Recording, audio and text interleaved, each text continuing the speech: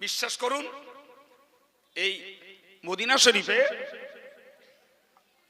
রাসূলের মাজারে লোক মারামারি করে না, ধস্তাধস্তি কোস্তাকুস্তি করে না।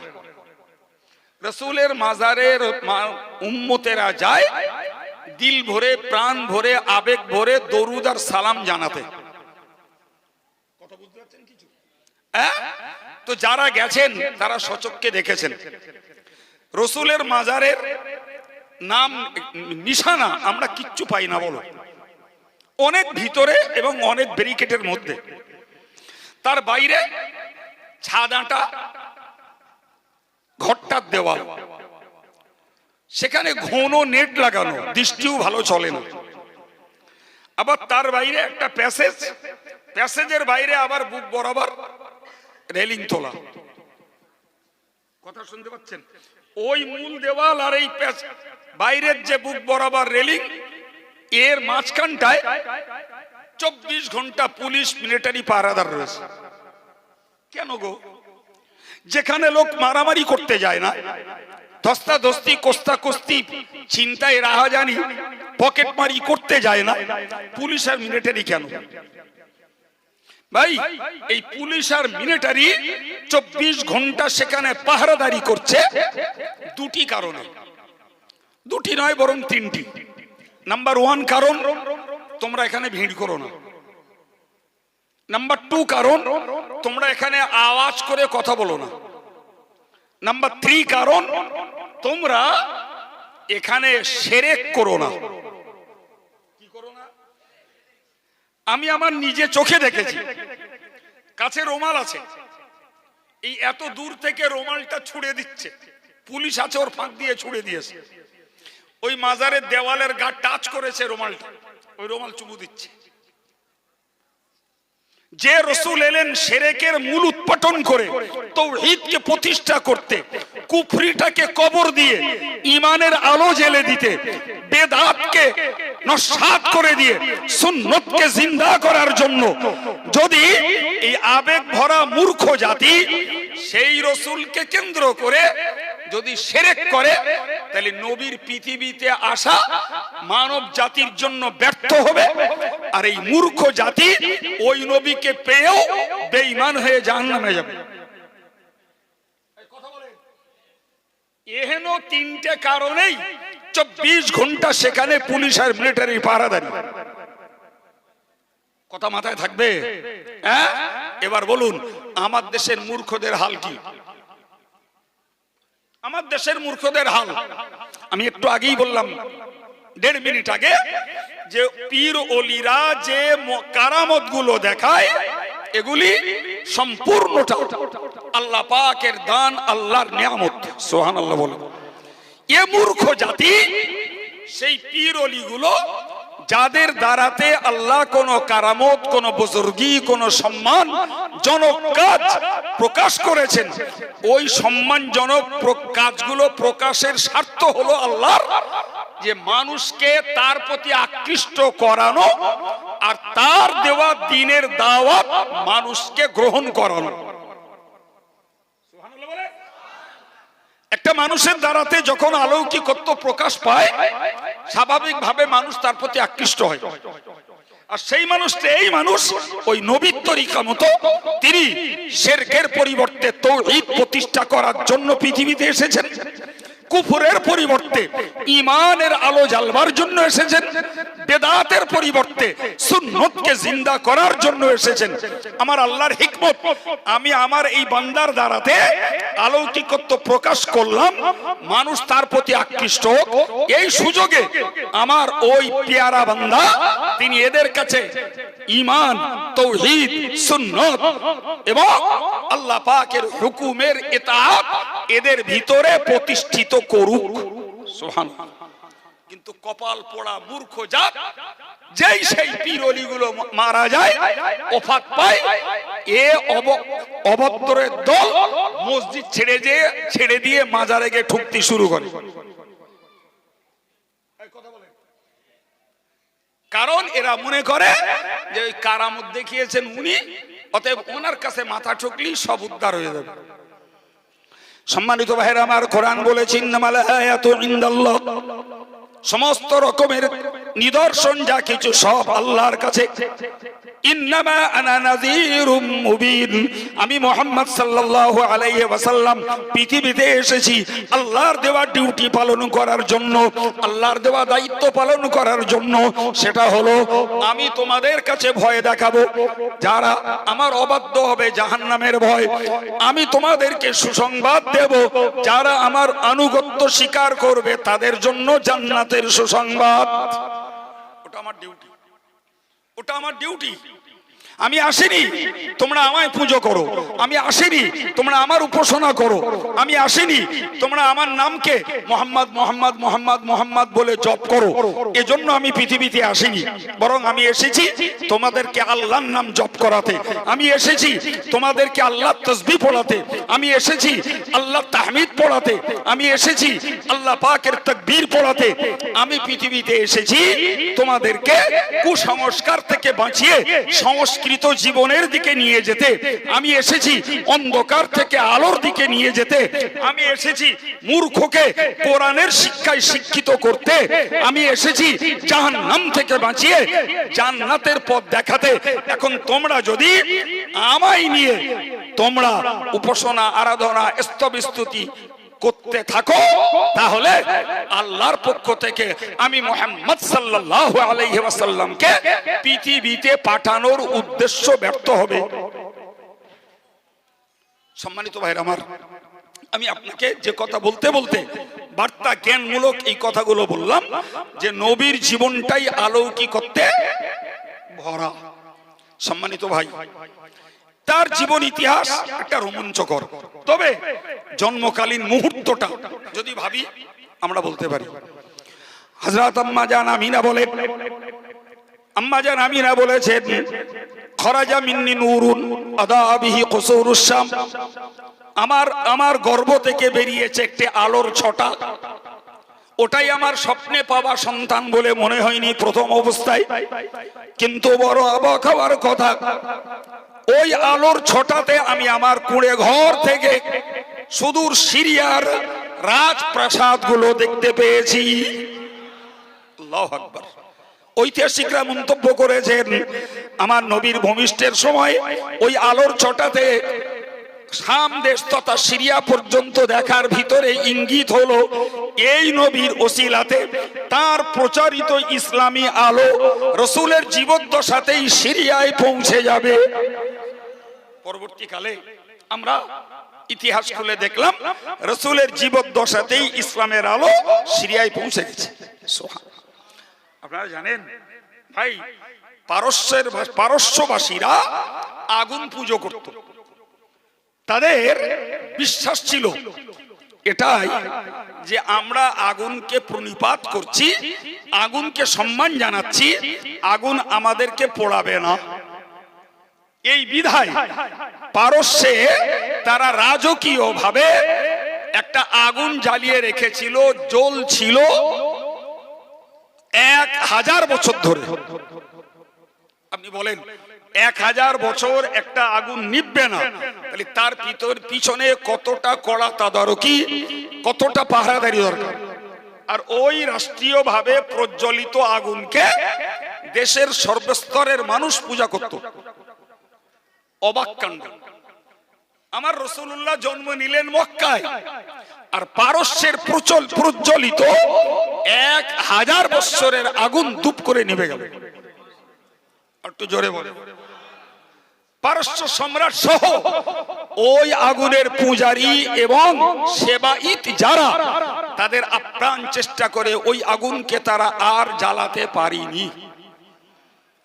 সম্মানিত ভাইরা, এই তথ্য সন্ধান করতে করতে তারা যখন শুনলো যে আরবের মক্কা নগরীতে একটা অভূতপূর্ব সন্তান জন্ম নিয়েছে, ওদের বিশ্বাস তৈরি হলো যে আগুন নিভে যাওয়ার কারণ হলো যে হযরত মুহাম্মদ পৃথিবীতে এসেছে, এই আগুন পূজা আর চলবে না, আগুন পূজা চলবে না, বন্ধ হবে। ভাই, এরকম জন্মকালীন অলৌকিকত্ব অনেক, সব কথা একটা একটা করে বললে দীর্ঘ সময়ের প্রয়োজন। সম্মানিত ভাইরা আমার, মনে রেখে দিন, বিশ্বনবী সরকারে দো আলমের এই যে বৈশিষ্ট্য, এই যে গুণাবলী, তার জন্ম নেওয়াটাও যে অলৌকিকত্ব, সেটি অবাক হওয়ার কথা। আশ্চর্য হয়ে যায়, রোম সম্রাটের রাজপ্রাসাদ থেকে আচমকা 14টা পাথর খসে পড়ল। কোটা এটা সুন্দর বাড়ি, তো বাড়ি থেকে যদি আচমকা 14টা ইট খসে পড়ে, তো বাড়িওয়ালার আর গ্রামবাসীর একটা আলাদা টেনশন ফিলিংস হবে না? হবে না? এটা দুশ্চিন্তা অনুভব হবে না? হবে না? রোম সম্রাট ভেবে অস্থির হলো যে এই সুন্দর রাজকীয় প্রাসাদ কিভাবে এর থেকে এই 14টা পাথর খসে পড়লো। জি, ঐতিহাসিকরা বলেছেন এর ভিতরে ইঙ্গিত হলো যে এখান থেকে লোক পরম্পরায় 14 জন সম্রাট আসবে, তারপরে আর এই প্রাসাদ কোনদিন ইহুদিদের হাতে থাকবে না, এইটাই তার ইঙ্গিত। তাহলে রাসূলুল্লাহ শুধু তার অলৌকিকত্বের ঘটনা শোনাতে পৃথিবীতে আসেননি, বরং এসেছেন বিশ্বটাকে সংস্কারের বার্তা নিয়েই। আর সেই সংস্কারের ইশারা, ইঙ্গিত এই ঘটনাগুলোর ভিতর দিয়ে আমরা জানতে পারি। সুবহানাল্লাহ। সম্মানিত ভাইরা আমার, আপনি ভাবুন, একটি কিতাবে উল্লেখ করা হয়েছে যে রাসূল করিম সাল্লাল্লাহু আলাইহি সাল্লাম মায়ের গর্ভ থেকে বেরিয়েছেন একটি আলোর দলা, গোটা ঘরটা উজ্জ্বল। মা আমিনা নিজে বলছেন যে আমি দেখলাম ওই আলোর দলাটাই আমার সেই স্বপ্নে দেখা বাচ্চা। তো একটা হাত মাটিতে স্পর্শ করে কপালে ঠেকালো, আর ঠেকিয়ে বলল সুবহানাল্লাহিল কাবীর। পরে বলল আলহামদুলিল্লাহিল আকবার। সুবহানাল্লাহ বলে। আমরা সাধারণত নিয়ম জানি, একটা বাচ্চা কথা বলে অন্তত পক্ষে 1.5 বছর 2 বছর হলে তবে তার কথাটা সুস্পষ্ট হয়।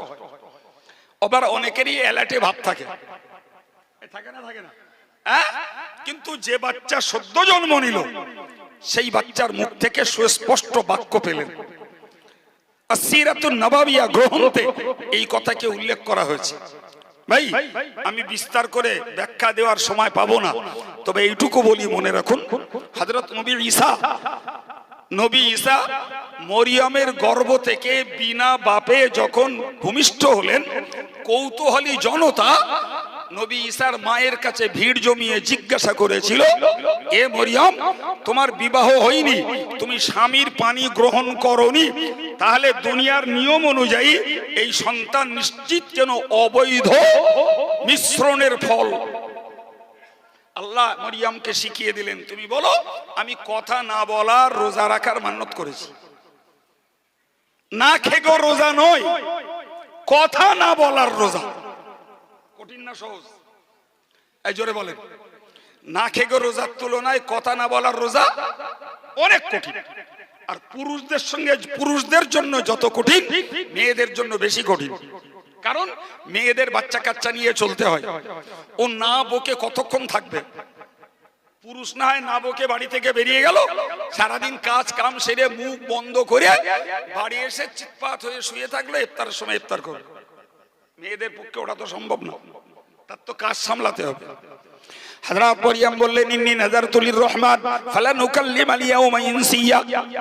আমি আমার দয়াময়ের জন্য মান্যত করেছি, আমার আল্লাহর সন্তুষ্টির জন্য মান্যত করেছি, ফালা নুকাল্লিমাল ইয়াওমা ইনসিয়া, সুতরাং কোন মানুষের সঙ্গে আমি কথা বলবো না।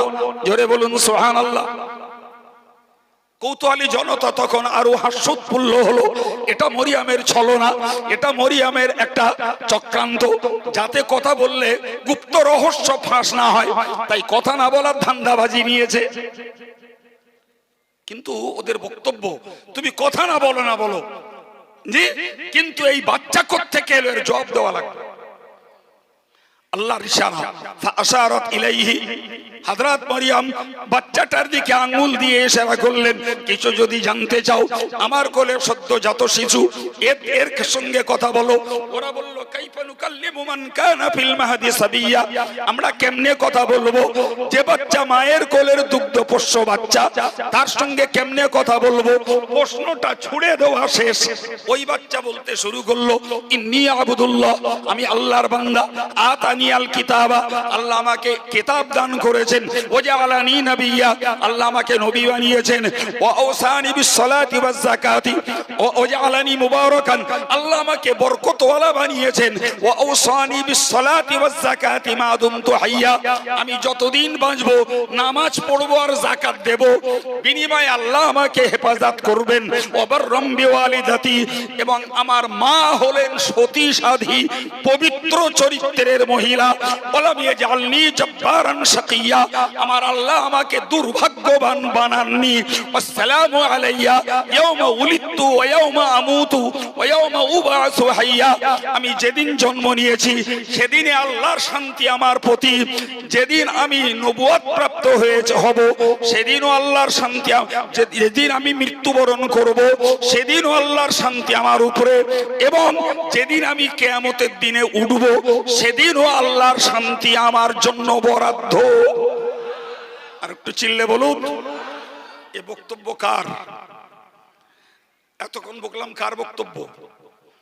ভাই, কথাগুলো ছিল মায়ের কোলের সদ্য প্রসূত দুধ খাওয়া নবজাতক শিশু হযরত নবী ঈসার বক্তব্য।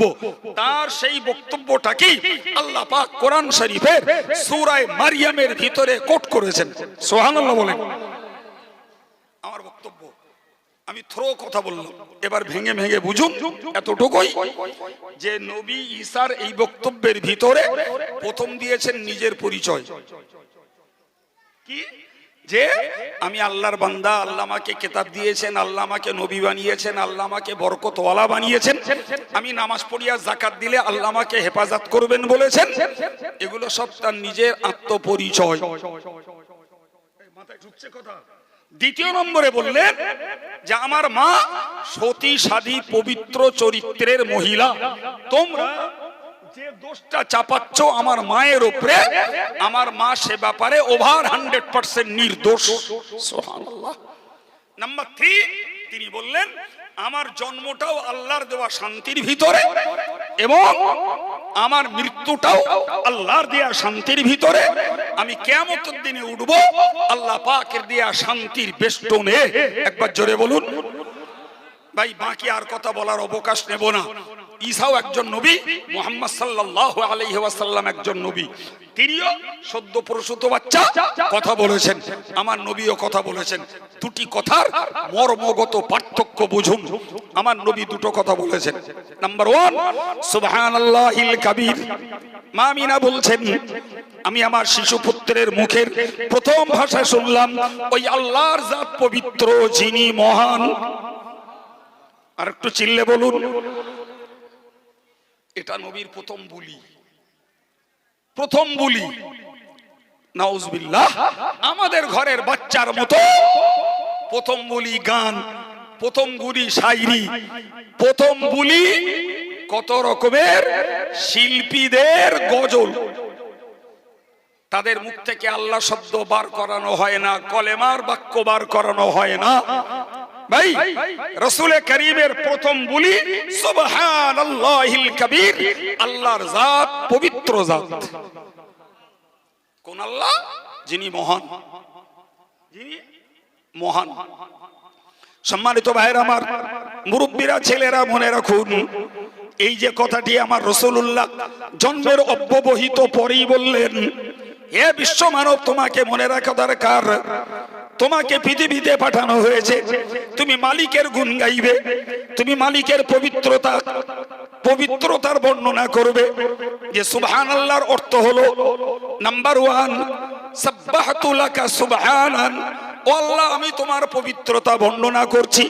নাম্বার 1, আনিস শিরকি, তোমার কোনো শরীকদার নেই, শরীকদার থেকে তুমি পবিত্র। সুবহানাল্লাহ। আমরা তো পাইকুড়ি হারে সুবহানাল্লাহ বলি, তসবিহটা নিলাম সুবহানাল্লাহ সুবহানাল্লাহ সুবহানাল্লাহ সুবহানাল্লাহ সুবহানাল্লাহ, যত তাড়াতাড়ি সপুরুতি পারি। কিন্তু মুহাক্কিক ওলামাদের বক্তব্য হলো তোমাকে এর মর্ম উপলব্ধি করতে হবে যে এই সুবহানাল্লাহর ভিতরে লুকিয়ে আছে নাম্বার 1, ও আল্লাহ তুমি শরীকদার থেকে মুক্ত, আমি সেই পবিত্রতা বর্ণনা করছি। নাম্বার 2, সাব্বাহতু লাকা সুবহানান আনিন নাকাইসি, আল্লাহ আমি তোমার পবিত্রতা বর্ণনা করছি, তুমি সমস্ত ঘাটতি থেকে পবিত্র। কথা বলে, আমরা এমন কোন মানুষ নাই যে আমাদের মধ্যে কোনো না কোনো বিষয়ের ঘাটতি নাই। কথা বলে, আছে না নাই? সর্বগুণ সম্পন্ন কোন মানুষ আমরা, একটু বলবেন আছেন? নেই।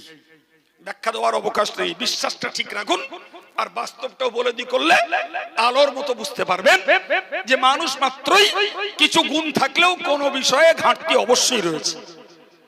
কিন্তু বলেন স্রষ্টা হিসাবে আল্লাহর ভিতরে কোনো ঘাটতির জায়গা আছে বাবা? তো আমি আপনি যখন সুবহানাল্লাহ বলবো, আমার বিশ্বাসটা তৈরি করতে হবে আল্লাহ শরীকদারি পার্টনারশিপ থেকে আল্লাহ মুক্ত। আমাকে বিশ্বাস করতে হবে আল্লাহ সমস্ত রকমের ঘাটতি থেকে মুক্ত। নাম্বার 3, আনিল উয়ুব, আল্লাহ পাক সমস্ত রকমের ছোট আর বড় দোষ থেকে মুক্ত। কথা বলেন, দোষ আমাদের আছে, দোষ আমাদের। আমার আল্লাহর ভিতরে কোনো দোষের শব্দ নেই, ঘাটতির শব্দ নেই, আল্লাহর কোনো পার্টনার নেই। সুতরাং একবার সুবহানাল্লাহ বলার ভিতরে এই 3টি আকীদাকে ঠিক রাখতে হবে। নাম্বার 1, আল্লাহ শরীকদার থেকে পবিত্র। নাম্বার 2, ঘাটতি থেকে আল্লাহ পবিত্র। নাম্বার 3, আল্লাহ সমস্ত দোষ থেকে, বলেন বলেন, তার নাম সুবহানাল্লাহ। ওই পাইকুড়ি হারে দানা টেপার কাজ না, পাইকুড়ি হারে দানা টেপার কাজ না, এই বিশ্বাস তৈরি করতে হবে। সুতরাং প্রিয় নবী মায়ের গর্ভ থেকে জন্ম নেওয়ার ভূমিষ্ঠ হওয়ার অব্যবহিত পরেই বিশ্ববাসীকে বার্তা দিলেন যে আল্লাহ আমাকে এত বৈশিষ্ট্য দিয়ে পাঠিয়েছেন, আমি আমার প্রথম দায়িত্ব পালন করছি। ওই আল্লাহকে বলছি তিনি শরীকদারি থেকে পবিত্র, ওই আল্লাহর নামে বলছি তিনি ঘাটতি থেকে পবিত্র, ওই আল্লাহর নামে বলছি তিনি দোষ থেকে পবিত্র। তাই তিনি বললেন সুবহানাল্লাহ কবির, ওই আল্লাহর পবিত্রতা বর্ণনা করছি যিনি মহান। প্রিয় ভাইরা আমার, নাম্বার 2 রাসূল বলেছিলেন আলহামদুলিল্লাহিল আকবার। হে বিশ্বমানব মনে রাখো, সর্ব অবস্থাতে সমস্ত প্রশংসা ওই আল্লাহর যিনি সর্বশ্রেষ্ঠ সর্বমহান। হে মানব, আপনাকে আমাকে মনে রাখা দরকার আল্লাহ তোমার জাত বড়, আমার জাত ছোট। আল্লাহ আমি অভাবী, তোমার অভাব নাই। ও আল্লাহ আমার কোনো সম্মান নাই, যাবতীয় সম্মান সব তোমার। আল্লাহ আমি তোমার প্রশংসা সেজন্যই করতে বাধ্য। আমার প্রিয় নবী শুনিয়ে দিলেন, এ পৃথিবীর মানুষ তোমার ধরা পৃষ্ঠে পাঠানোর পিছনে আমার আল্লাহর উদ্দেশ্য হলো তুমি আল্লাহর তাসবিহ পড়ে আল্লাহ পাকের পবিত্রতা বর্ণনা করো, এবং তোমাকে তিনি পাঠিয়ে যাবতীয় প্রতিপালনের ব্যবস্থা, যাবতীয় পরিষেবা সব তোমাকে দিয়েছেন। অতএব সর্ব অবস্থাতে তুমি ওই আল্লাহর প্রশংসা করে যাও। আমি মুহাম্মদুর রাসূলুল্লাহ ধরা পৃষ্ঠে জন্ম নিয়ে এই দুটি বার্তা তোমাদেরকে দিলাম। একদিকে তুমি তাসবিহ পড়ো সুবহানাল্লাহ, আর একদিকে তাহমিদ পড়ো আলহামদুলিল্লাহ, আর একদিকে বুঝিয়ে দিলেন তুমি তাকবীর পড়ো আল্লাহু আকবার। ওই আল্লাহ সর্বশ্রেষ্ঠ সর্বমহান। পৃথিবীর রেকর্ড কই? নবী ঈসা দিলেন নিজের পরিচয়, দিলেন মায়ের পরিচয়।